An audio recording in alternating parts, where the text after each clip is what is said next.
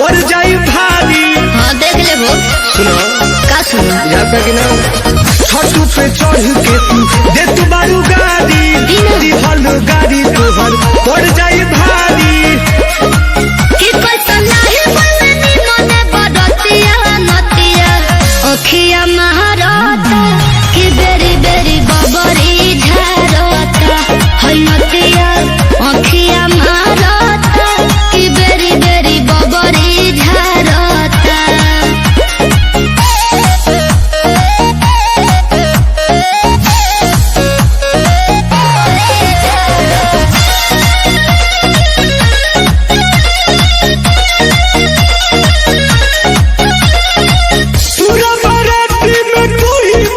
नजर न डालो हई दोसरा के धन हो बुझलो।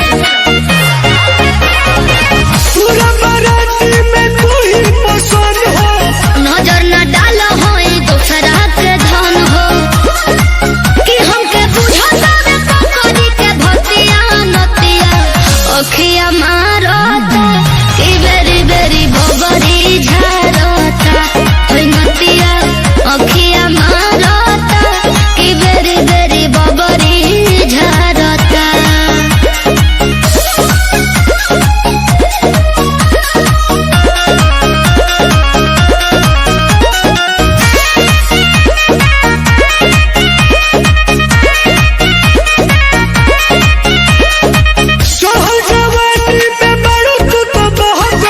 सोनू समरिया छोड़ा दे हब सहकल सीख जइबो।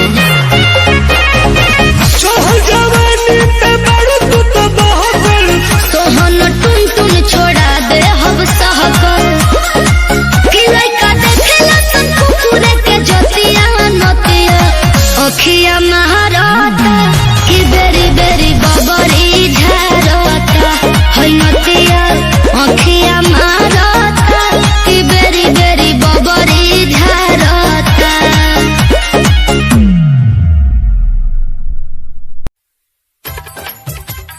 डोके बजरिया में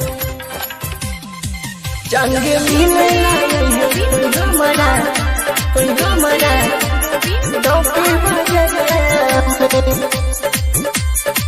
सुना डोके बजरिया में जंग मिले लाए हैं तो हमारा सुना गाँव के बजरिया में जानो मिले लाए हैं तो हमारा सुना गाँव के बजरिया में हम बानी के पगरिया गे जहन गे हम बानी के पगरिया तेहू ये सुत करिया में हगे जंगे मिले लाए हैं तो हमारा सुना गाँव के बजरिया में जानो मिले लाए हैं तो हमारी सुना गाँव के बजरिया में।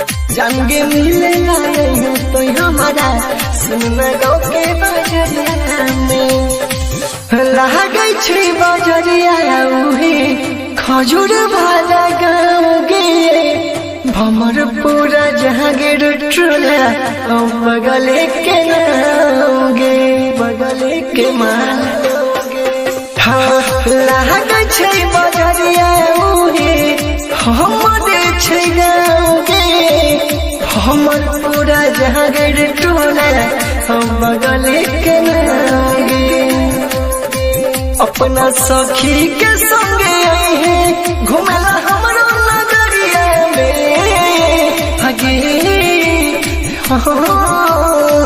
जंगे मिले लाए हैं तो हमारा सुनना गाँव के बजरिया में मांगे मिले लाए हैं तो हमारे सुनना गाँव के बजरिया में।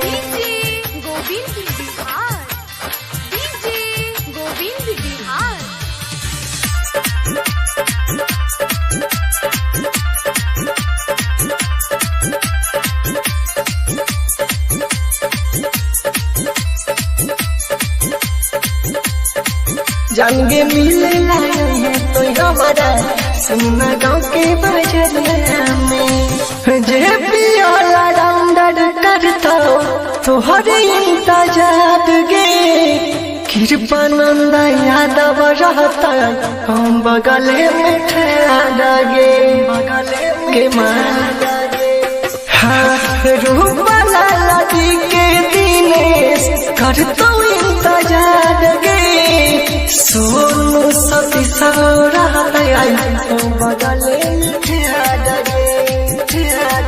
एगो बाबा दुकान के लिट्टी खिएबो बैठा के बजरिया में आगे जाएंगे मिले लाए हैं तो हमारा सुनना गाँव के बजरिया में। मालगे मिले लाए हैं तो हमारे सुनना गाँव के बजरिया में। मां Shardi music Khajurwada Darbhanga producer allrounder JP.